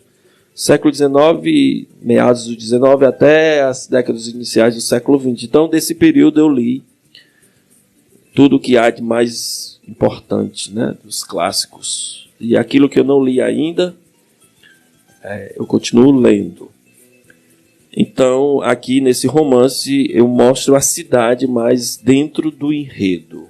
Então, todo o contexto, você vai, né, se você resolver ler o livro, você vai passear pela cidade do século XX. Por exemplo, Ricardo, se você quisesse ir num cabaré, em 1920, lá tem cenas no cabaré do Ipu, que é um cabaré famoso, e aí você vai ver como era, né, com os personagens. Se você quisesse pegar o trem para Camusim, para Fortaleza não, porque não tinha trem para Fortaleza nessa época, né? Só a partir de 1950 que o trem vai até Fortaleza, quando há a ligação entre a estrada de ferro de Baturité, né, que vai de Fortaleza até o sul do estado, e a estrada de ferro de Sobral, que vai de Camusim até o Piauí, né? Mas nessa época ainda não tinha chegado no Piauí, não. Então, em 50, sim. Quando em 50 a interligação, você poderia... Eu fui de trem quando era criança para Fortaleza. Minha mãe foi morar lá e a família toda foi de trem. Eu me lembro da experiência. Eu tenho lembranças poucas, mas muito interessantes. O trem... Tinha 2 tipos de trem, eu me lembro demais. Era um marrom e um azul. O azul era o Sonho Azul. E o outro eu não me lembro mais. Mas eu me lembro também que morei muito tempo ali, vizinha à oficina do seu Valdemar, que é ali como que vai para a Rua dos Canudos. E 4 horas da manhã parava um trem. E como eu era o único homem da casa, e os quartos eram para as mulheres, eu dormia na sala. E quando o trem, eu me acostumei com isso, o trem parava às 4h30 da manhã, o cara não desligava as máquinas, e eu ficava ouvindo, acordava e ficava ouvindo, né? Aquilo ficou na minha memória, né? O trem está muito presente na minha infância. Me lembro eu naquela ponte seca, o medo da primeira vez que eu fiquei ali debaixo, que o trem passou, incitado pelos meus amigos, um perigo, né? Até eu conseguir fazer aquilo, eu tinha um medo desgramado. Até que eu fiz e perdi o medo. Mas não é legal não, cara. Me lembro das brincadeiras de futebol no campinho da Refés ali, né? Me lembro quando a gente estava jogando futebol que vinha um boi, o cara lá do seu Antônio Caboclo. 2 caras, um com a corda e o outro, um boi brabo levando para o matadouro. Aí nós corríamos. E eu quase sempre corria para onde tinha o pluviômetro, tinha ali pluviômetro e uns trilhos em círculo que a gente entrava e o boi, se ele fosse, ele não conseguia, né? E eles usavam, o boi usava uma máscara. Aí eu me lembro, muitas vezes o boi se zangava, né? Aí um cara chegava, olha, desse jeito, o boi se deitava e não se levantava mais. Aí o cara pegava o rabo dele, dava um nó no rabo e mordia, esse boi saía feito louco. Aí tu imagina uma senhora de 75, 80 anos, com uma bengala andando na rua e vem um boi brabo desse, os caras tinham que segurar, eles seguravam na força com a corda de um lado e o outro com a corda do outro. E porque senão ela matava a velhinha. Hoje em dia isso é muito proibido, mas para você ver como é que era na época. O cara passava numa carroça e uma peixeira zona aqui do lado. Hoje em dia é proibido, se a polícia pegar, né? Mas naquele tempo não. Mas muito bem, o romance, ele se passa no Ipu e ele, além de eu defini-lo aqui como um romance histórico, que fala sobre a história do Ipu também, do período, eu diria que é um romance filosófico. E eu não vou dizer qual é a essência do romance. Ele tem um enredo, claro, um enredo. Mas me diga aí, ouvinte, qual é o livro, um romance que você leu que tem a sua cidade como cenário? Me diga. Porque quando você vai para o Ipu, né, para estudar a história, você encontra muita poesia, é o que mais tem. Você encontra algumas crônicas. Você encontra poucos contos, né? O Francisco Magalhães tem uns contos muito bons. E você encontra muita memória, livros de memória. Também tem bastante. Agora, me diga um romance do passado, né? É recente essa coisa de lançar romance. Porque o romance é mais complexo, requer um trabalho mais demorado, requer muita paciência, muita imaginação. Então, ele é mais raro. Agora, atualmente aqui está aparecendo. O meu amigo Iramar tem um romance, Pequena Felicidade, muito bom. Tem esse meu romance, eu estou com um no prelo, pronto, que é o livro 1 de uma trilogia, né, que também romance histórico que se passa no Ipu em meados do século XIX. Você compreende toda a sociedade da época, né, mas tem uma história, eu diria, tão interessante, tão legal quanto o Máscara Trágica. E claro que no Máscara Trágica você poderia ir no gabinete de leitura, na estação, no Grêmio Ipuense, andar pelas ruas. Não ia passear no Jardim Iracema porque estava em construção, né? Mas ia passear pelas ruas, conhecer a cidade. E os personagens, muito interessante. Claro, para mim foi muito prazeroso. Um dos prazeres maiores que tive na minha vida foi escrever esse livro. E você só tem que ler, se gosta de ler, claro. E eu estou esperando que as pessoas que já estão lendo, né, façam a crítica, façam suas resenhas. Eu gostaria de ver como está sendo a recepção do livro. Quando eu falo crítica, não quero que faça crítica elogiosa. Não, eu quero que faça crítica verdadeira. Um amigo meu que leu, faça uma crítica verdadeira. Se você me elogiar, eu não vou bater muita palma, não. Eu não espero elogio. O elogio, às vezes, é pela amizade. Eu quero que você leia, como leitor, que está lendo qualquer livro de um autor desconhecido, e diga suas impressões. Por quê? Né? Porque eu tenho minha sensibilidade. Se você dissesse assim, pô, eu não gostei disso aqui, eu acho que você deveria ter feito desse jeito, eu poderia responder assim, não, eu não faria desse jeito. Por que você não escreve e coloca a sua subjetividade?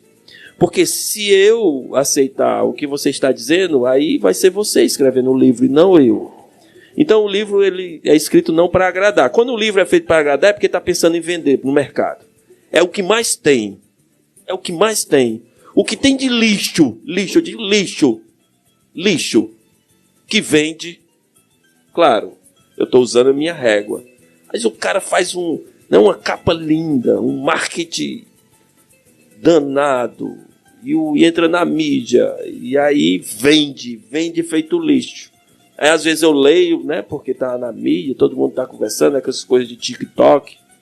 Quando eu vou ler, meu amigo, eu disse assim, rapaz, isso aqui é a água. Um romancezinho, como sempre um finalzinho feliz. Um namorado que briga com a namorada, não sei o que, aí tem o herói e o vilão.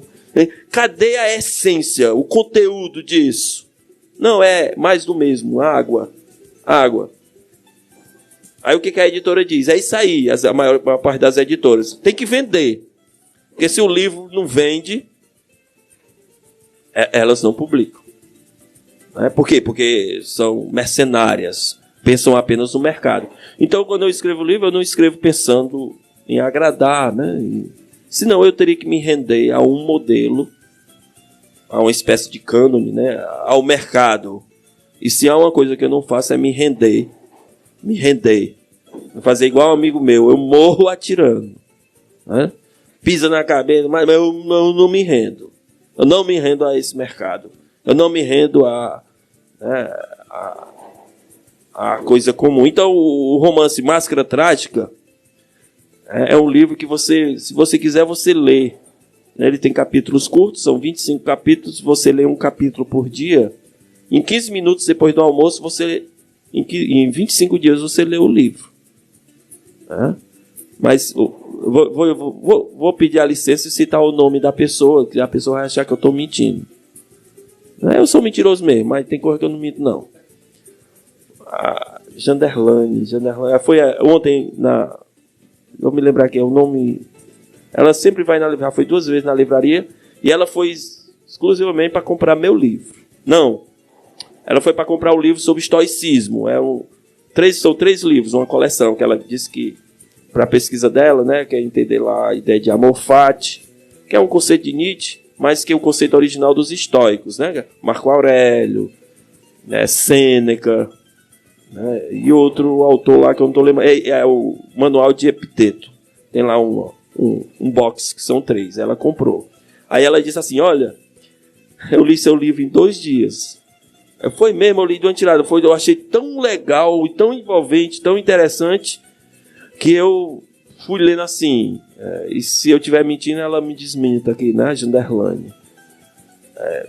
Agradou, ela achou a leitura agradável. E eu tenho uma preocupação de escrever um texto leve, né, um texto que agrade, mas não porque eu estou pensando no leitor. É porque eu sou adepto da ideia de que o texto é arte. Então tem que ser lapidado. Então quando eu escrevi esse livro, eu demorei a publicar, porque não está bom ainda. Lia, relia. Aí quando fui mandar para a editora, depois de ter feito umas 30 revisões, releituras, não aguentando mais, eu ainda encontrei coisa. Não, isso aqui não está legal, não. E não mandei. Aí passei dias, às vezes passou a noite inteira acordado pensando. Porque assim, o pensamento não é nosso, né? A gente tem a ilusão de que o que vem à nossa cabeça é a minha consciência, e é o contrário. O que vem à minha cabeça são minhas vísceras. Às vezes eu vou dormir pensando em dormir logo, mas vem pensamentos que eu não sei de onde veio. Não fui eu que criei esses pensamentos. De onde ele vem? Não sei. Quem está no controle? Não sou eu. Não tem ninguém no controle. É o inconsciente. Então ele diz assim, nossa, eu vou pegar esse livro aqui, textinho curtinho, aí vou para Sobral nessa Topic, nos primeiros 15 minutos eu vou ler essa parte, depois... Não, cara, aí tu olha para a paisagem e vem uma coisa na tua mente, daquela paisagem. Quem é que está no controle? Não é você. É que você tem a ilusão de que é você que tem a direção na mão. Não é, cara. Quando você tem a direção na mão, que é a consciência, ela vai sempre dizer não contra o seu corpo. É esse o grande conflito que nós vivemos, né? Nós sempre reprimimos aquilo que é a nossa essência. Porque a sociedade, né, ela não aceita. Porque viver em sociedade é viver em renúncia. Dia a dia. Então, toda vez que você renuncia a algo que vem da sua essência, tanto mais essa essência se fortalece. Aí você vive aquele conflito, que é um conflito psicológico. Que é essa nossa dimensão. A dimensão do ser humano é uma dimensão psicológica, espiritual. Eis a nossa essência. Aí, como essa essência ela não cabe no mundo, fica enjaulada com a sociedade, com as regras, com a moral. Então, vivemos, vou falar agora como Raimundo, somos como aquele animal dentro de uma jaula, segurando as grades, querendo sair, mas você mesmo não abre a porta. Porque se você abrir, é o fim para você. Você vai ou para trás de uma cadeia, das grades para uma cadeia, né? Atrás das grades. Vai perder o seu concurso, né? Porque você não é animal. Quer dizer, o seu corpo sente, mas você diz sempre não. Eu me lembro, quando eu falo disso, de um filósofo chamado Clóvis de Barros Filhos, que é um nietzscheano, né? Muito interessante as aulas dele, né? Tão interessante, muito interessante o que ele diz. E ele fala exatamente isso.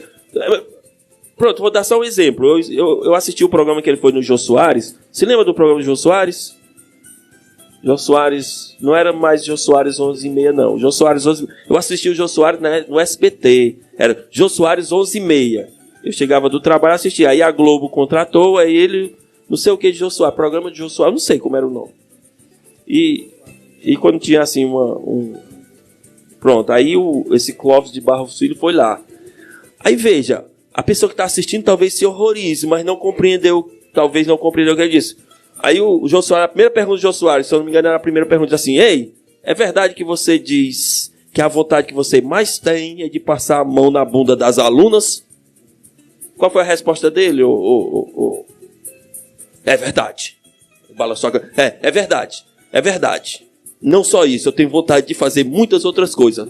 Mas ele fala desse jeito, mas que fique claro, não há possibilidade nenhuma disso acontecer. E por que, Jô Soares? Porque eu não sou um animal. Aquilo que o meu corpo pede, eu digo sempre não.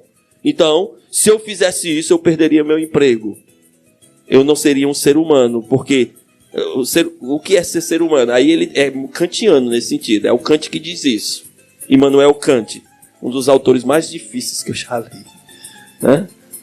O que diz Immanuel Kant? Immanuel Kant diz assim: o que diferencia o ser humano dos animais é que nós, seres humanos, temos a possibilidade de dizer não ao nosso corpo. Um animal não. O cachorro vai. O leão ataca, está com fome. Ele não tem a possibilidade de agir contra a sua natureza. E é por isso que ele é feliz, cara. Por quê? Porque ele não pensa sobre suas ações, ele não sabe que vai morrer, ele não tem consciência de absolutamente nada. Ele não pediu para nascer, nasceu, e ele vive a energia do seu corpo. E nós não. Nós não vivemos nosso corpo. Porque se viver nosso corpo, seria o fim da sociedade. Então o que acontece?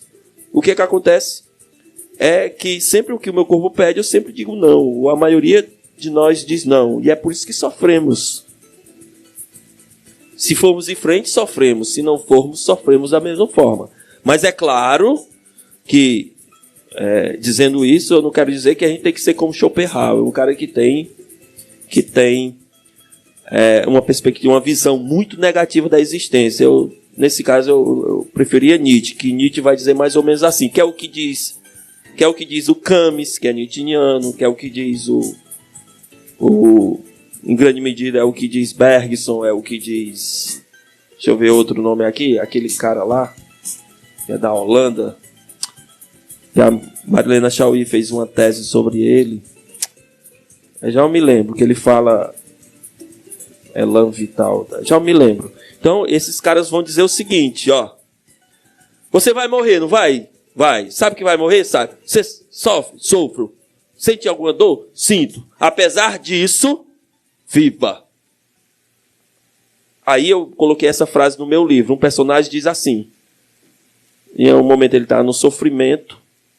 E alguém olha para ele e diz assim, acho que é o velho Tomás, um sábio. Ah, Antônio. Antônio é o personagem. Ah, Antônio, poesia na dor. A poesia no sofrimento. O que ele está querendo dizer? Apesar dos problemas, apesar dos percalços, apesar da sua tristeza hoje, apesar das suas decepções, há uma vida a ser vivida. Transforme a dor, talvez o sofrimento, mesmo a alegria, em mais alegria de viver. Né?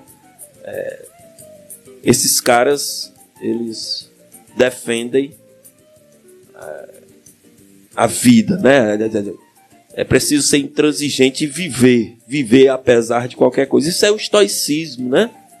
Esqueça a dor, esqueça que vai morrer, esqueça a morte. Não se preocupe com aquilo que não está no seu controle. Viva. Muito bem. Chegamos aos finalmente. Eu, sinceramente, embora tenha falado tanto, eu gostaria que tivesse aqui um amigo debatendo comigo, seria mais interessante. Mas uma vez ou outra vai acontecer isso. Quando eu não encontrar alguém, né, chamo uma pessoa para vir no programa, outra aí não aceita por algum motivo, né, por algum compromisso. O outro que vinha em cima da hora teve um compromisso. Aí a gente tem que tocar o programa apesar de tudo, né? Se não tem alguém para eu debater, eu debato comigo mesmo, né? Então hoje o programa foi dedicado a entrevistar a mim mesmo. Acho que isso é novo no rádio, né? Você é o cara responsável pelo programa e você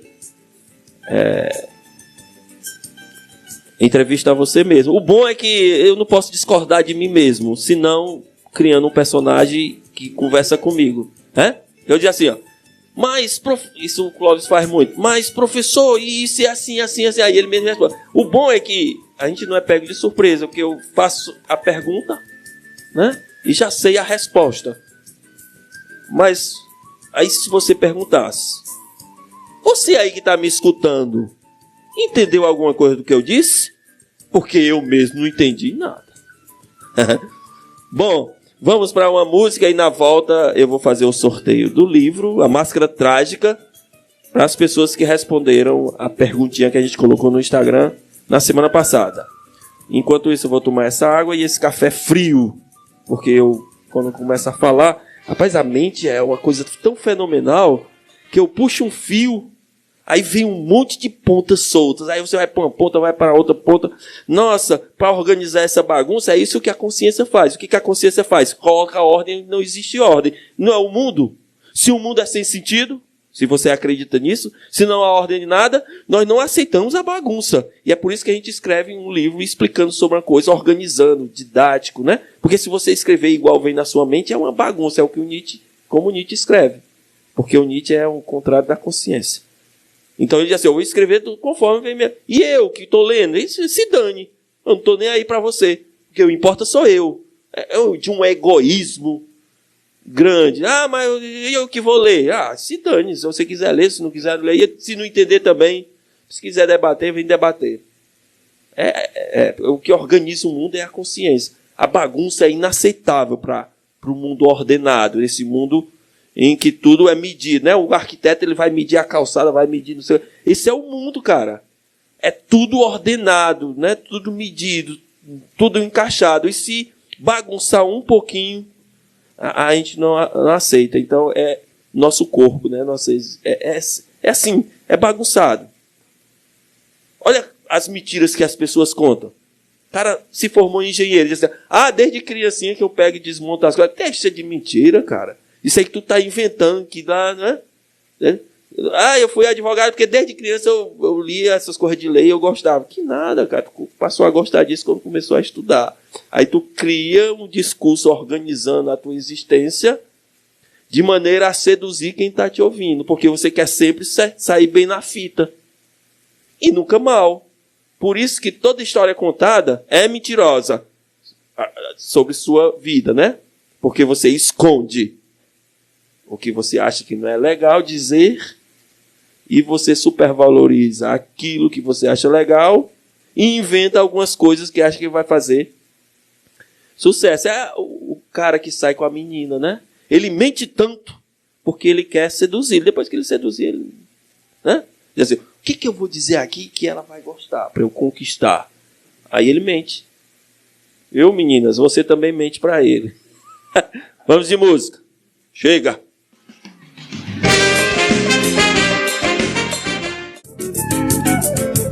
Muito bem, estamos de volta com o programa para o encerramento. Conversando aqui com meu amigo. E, amigo, a gente estudou, né? Acho que da alfabetização a 5ª série, não foi? Vitorino, a gente estudou, acho que foi no ginásio Ipuense na época. Eu acho que foi da 5ª para frente, eu acho. Não, foi não. Vou dizer por quê. Diga aí. Eu estudei na ginásio Ipuense, que hoje é o colégio Ipuense. Eu fiz lá, eu comecei na alfabetização. Na época tinha, né? Alfabetização. Aí fiz o primeiro, segundo. No segundo ano eu fui para o Rio, né? Eu fui para o Rio, morei lá, estudei numa escola lá, pai. Quando eu for no Rio de Janeiro, na verdade era em São Gonçalo. Gradim, vamos lá. Gradim, São Gonçalo, né? Meu pai tinha se separado da minha mãe, mandou buscar a família toda. E você sabe que eu tenho 3 irmãos, né, com irmãs. Eu sou o 14º filho. Eu não deveria ter nascido, né? Que é o 14º. E a história que me contaram, eu não sei se é verdadeira, mas deve ser. Com 2 meses de vida, meu pai saiu de casa e foi para o Rio de Janeiro. Aí, lá na frente, ele mandou buscar a família. 6 meses depois deu errado, nós voltamos. Aí eu voltei para o ginásio Ipuense. Aí eu estudei numa escolinha lá em Gradinho. Acho que dessa escola deve existir ainda. O que eu me lembro mais dessa escola era a merenda, que era boa. Bom demais, hein? Tinha uma sopinha. E eu não gosto de sopa, não gostava, né? Mas lá eu tomava. O tempero muito bom. E aí eu estudei no ginásio Ipuense da alfabetização a 5ª série. Na 6ª eu fui para o Alto Aragão. Então foi na 5ª série que a gente estudou juntos. Porque o primário eu fiz no patronato. Pronto. Aí na 5ª série eu fui pro ginásio. Pronto, aí eu fiz o sexta, sétima, 7ª, 7ª e 8ª. Aí fui pro Rio, voltei pro Rio. Fiz o ensino médio lá numa escola, lá no Catumbi. Que é Paulo de Fronten, né? Escola muito boa. Vou voltar lá para deixar meus livros lá na biblioteca. Vou doar meus livros quando eu for ao Rio de Janeiro. Aí fiz a faculdade lá em Niterói, né? Eu morava na Tijuca, na rua Ibituruna, ali pertinho do Maracanã. E ia para a UF lá do outro lado da Baía de Guanabara. Era os momentos mais mágicos que eu achava, que eu pegava... Ou eu pegava um ônibus direto, quando eu chegava no ponto do ônibus que tinha um ônibus direto, né? O Santa Rosa. Eu sei que você não está interessado aí, ouvinte, em saber disso, mas eu que faço o programa. É história, né? Se você não quiser, História. desliga o rádio. Você é professor de história, contando história. E aí a gente vai ficando velho, né? Na idade mais avançada, e aí a gente tem história para contar. E nossa, quando a gente encontra um amigo de infância numa noite que tá tocando uma música ambiente, né? Música baixinha para que a gente possa conversar, né? Ah, cara, é um dos momentos mais... Eu gosto demais de contar a história do meu passado. Aí a gente fala do passado e isso é tão significativo como está sendo agora, né? E aí, quando eu não pegava o ônibus direto, né? O Santa Rosa, que ele vinha de Santa Rosa... Não, Vila Isabel, que é antes da Tijuca, né? A Santa Rosa, ele atravessava a ponte. Mas geralmente eu pegava um ônibus até a Praça 15, por quê? Porque ali passa ônibus direto para praça, quase todo ônibus é para Praça 15. Aí o primeiro que apareceu eu pegava até a Praça 15, onde tem as barcas. Aí pegava uma barca, atravessava a Baía de Guanabara, vendo aquele açude grande, né? E eu pensando, rapaz, se tivesse um carazinho aqui. Mas é mar, né?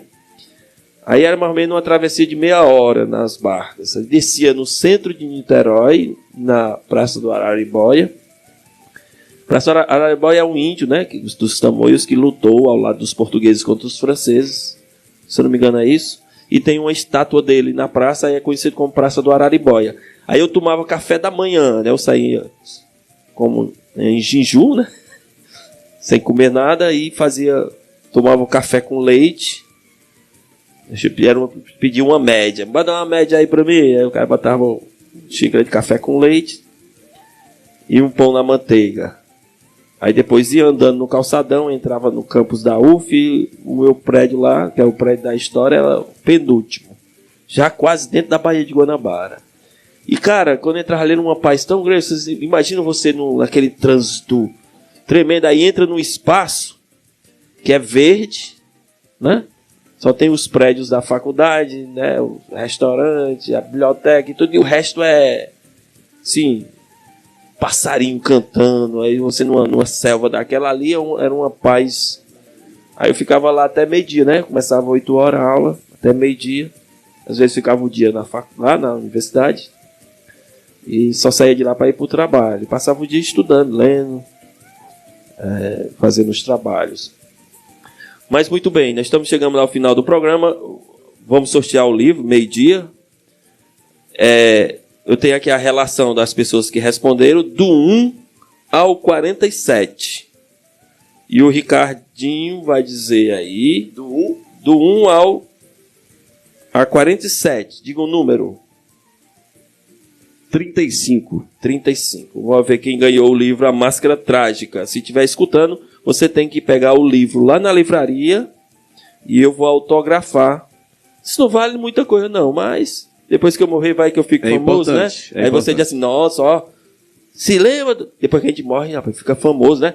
Aquilo era um cara, enquanto a gente é vivo, isso é um fuleiragem, não vale nada. Aí quando a gente morre, nossa, o cara era Por isso que eu concordo, as homenagens, elas têm que ser feitas em vida, né? Vida. E depois que o cara morre, ele vai ver a homenagem como? Número 35 é a Letícia Marinho. Letícia Marinho. Ela respondeu a pergunta semana passada. Ela ganhou.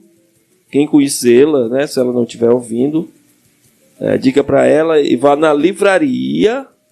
Você tem direito ao livro autografado e a um cappuccino por conta da casa. Olha aí, rapaz. Certo? E eu quero mesmo que a pessoa conheça o ambiente, quer dizer assim, nossa, rapaz, no Ipu tem isso. Eu conheci e adorei, viu?